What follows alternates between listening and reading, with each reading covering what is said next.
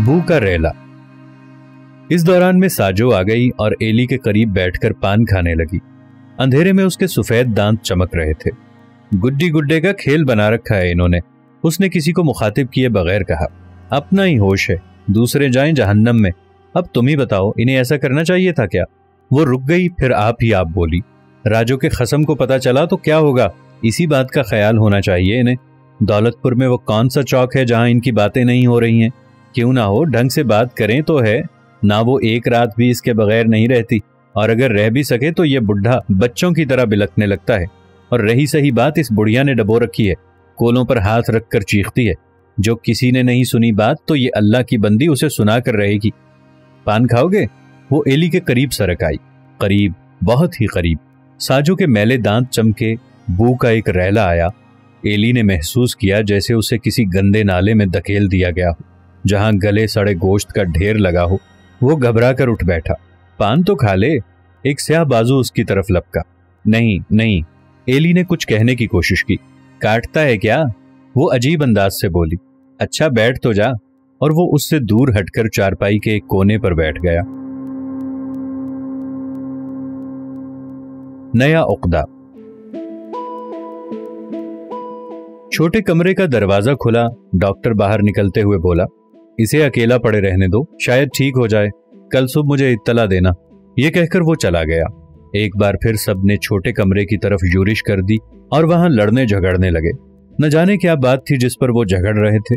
बुढ़िया चिल्ला चिल्ला कर रो रही थी, जैसे गुस्से से भरा हुआ ब्लैडर फट गया हो।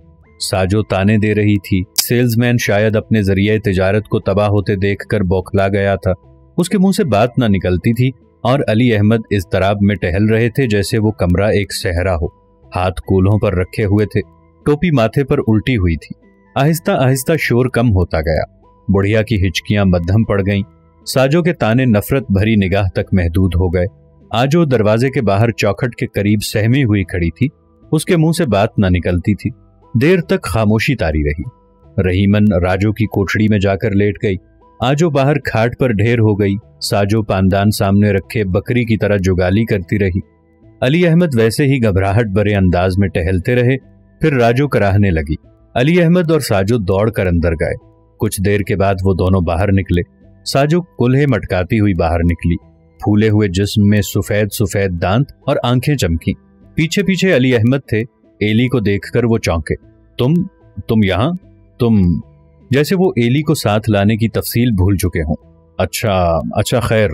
दफतन वो घबरा कर रुक गए। अब इस वक्त तो घर जाना ठीक नहीं, उन्होंने एली से कहा। रात बहुत गुजर चुकी है, यहीं लेटकर सो रहो, सुबह सवेरे चले जाएंगे।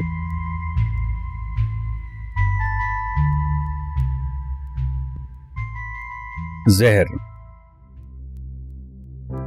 अली अहमद के अंदाज में गैर मामूली मुलायमत पैदा हो गई थी, न जाने क्यों।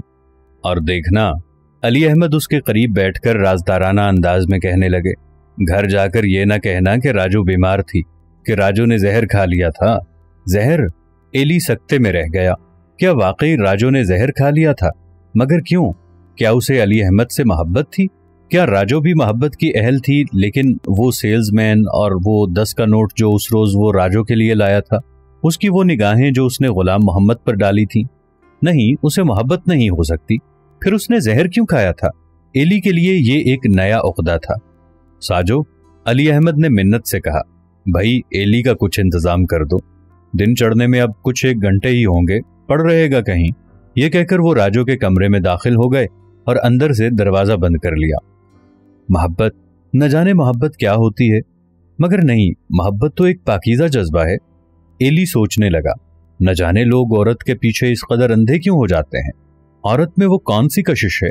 राजू जैसी सीधी सादी गंवार लड़की ने अली अहमद को दीवाना बना रखा है। एली के दिल में शदीद ख्वाहिश पैदा हुई कि वो औरत को करीब से देखे, उसे औरत का कुर्ब हासिल हो। मगर कैसे हासिल हो? कोई सूरत भी हो। उसने चोरी चोरी अपने गिर्द निगाह दौड़ाई। एक तरफ टूटी हुई खटोली पर वो पतली दुबली लड़की आजो पड़ी थी, जिसकी आंखों में जर्द जर्द मैल लगा रहता था और जिसके हाथ टूटे हुए थे। उसने झुरझुरी महसूस की। आजो में कोई भी ऐसी बात न थी कि उसे औरत समझा जाए। बदलाव। आओ एली, साजो चारपाई बिछाते हुए बोली, यहां आ जाओ। एली उठकर उस चारपाई पर जा पड़ा। एली ने साजो की तरफ देखा। नहीं नहीं, वो औरत नहीं। एली के लिए तो औरत एक लतीफ और पाकीज़ा चीज का नाम था। वो सोचने लगा, नहीं नहीं, ये औरतें नहीं, ये तो जौंके हैं। और वो चुपचाप पड़ गया। साजो ने एक अजीब सी धुन गुनगुनानी शुरू कर दी। अजीब सी धुन थी वो, जैसे कोई किसी वीराने में तन्हा बैठी किसी का इंतजार कर रही हो। उस धुन से जिस्म की बू आती थी, वो धुन जो लालटेन जलाकर बैठने वाली औरतें ही गुनगुना सकती हैं। नफरत से एली ने मुंह मोड़ लिया, आंखें बंद कर ली, लेकिन वो गुनगुनाहट लहजा बलहजा नंगी होती गई, जैसे कोई आहिस्ता आहिस्ता एक एक करके कपड़े उतार रहा हो। फिर चारपाई खींचने की आवाज सुनाई दी, लेकिन वो अपने ख्याल में खोया हुआ था। उसे किसी रबड़ की गुड़िया की चींच ही सुनाई दे रही थी। उसकी निगाहों तले टीन का सिपाही उभर रहा था, बढ़ रहा था। बाबूजी, कोर की मकरू आवाज सुनाई दी। सफेद दांत अंधेरे में चमके। वो सहम गया, लेकिन ऐन उस वक्त खानुम के हाथ ने बढ़कर कोर को परे धकेल दिया और फिर वो हसीन बाजू एली की तरफ बढ़ा। उस लम्स की वजह से अंधेरे में एक अलाव रोशन हो गया। सुर्ख सुर्ख छींटे उड़े, चारों तरफ चिंटियां रेंग रही थीं। उसने घबराकर पहलू बदला। भू का रेला। उसका दिल धक से रह गया। साजू की चारपाई उसके साथ मिली हुई थी और एक हरीस थूथनी उसकी तरफ बढ़ रही थी। घबराकर पीछे हटने की बजाय उसने अपने आप को बदरों में फेंक दिया और गर्म गलीज जिस्म के एक भभक्के ने उसे आगोश में ले लिया। उसका जी चाहता था कि चीख मार कर उठ बैठे और इस नाइटमेयर से अपने आप को महफूज कर ले, लेकिन उसके बरक्स न जाने क्यों उस दीवानगी के तहत जो उस पर मुसल्लत हो चुकी थी, उसने गलाजत भरे जाहड़ में छलांग लगा दी। एक लम्स, एक डुबकी। आतिश फशां से लावे का एक रैला निकला जिसने एली को तिनके की तरह बहाकर न जाने कहां फेंक दिया। करीब ही तमस्कुर भरी मध्यम आवाज सुनाई दी, बस। और एली ने महसूस किया जैसे उस पर घड़ों पानी पड़ गया हो। वो एक कीड़े की तरह रेंग रहा था। फिर स्याह हमदर्दाना अंधेरे ने अपना दामन फैलाकर उसे छुपा लिया। नाइटमेयर। Ellie, Ellie. आवाज सुनकर एली ने आंखें खोल दी। अरे मैं कहाँ हूं? फिर अली अहमद को देखकर वो उठ बैठा। उसने हैरानी से चारों तरफ देखा और उस गैर मानूस जगह को देखकर वो सोच में पड़ गया। साथ वाली चारपाई पर एक मुबहम सी हरकत हुई। उसने उधर देखा। साजो। दफतन उसने महसूस किया कि वो नंगा है और कोई डायन उसका पीछा कर रही है, उसका मज़हका उड़ा रही है और वो भाग रहा है। सामने उफक पर लंबी मेजगां से ढकी हुई दो पुरनम आंखें थीं। सांवली उंगली गिरा हुआ आंसू पहुंच रही थी।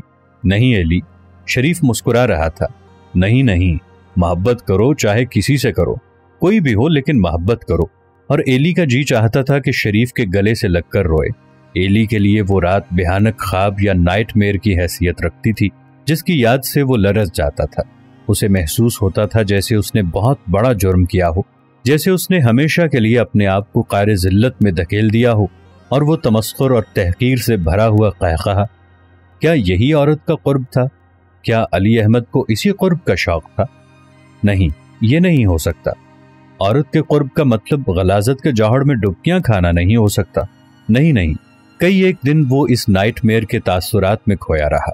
उसके दिल में सिर्फ एक ख्याल था कि वो औरत के क़ुर्ब के काबिल नहीं, उसमें वो अहलियत ही नहीं, वरना वो तमस्खुर भरा कहकहा जिसकी वजह से वो एक कीड़े की तरह रेंगने पर मजबूर हो गया था।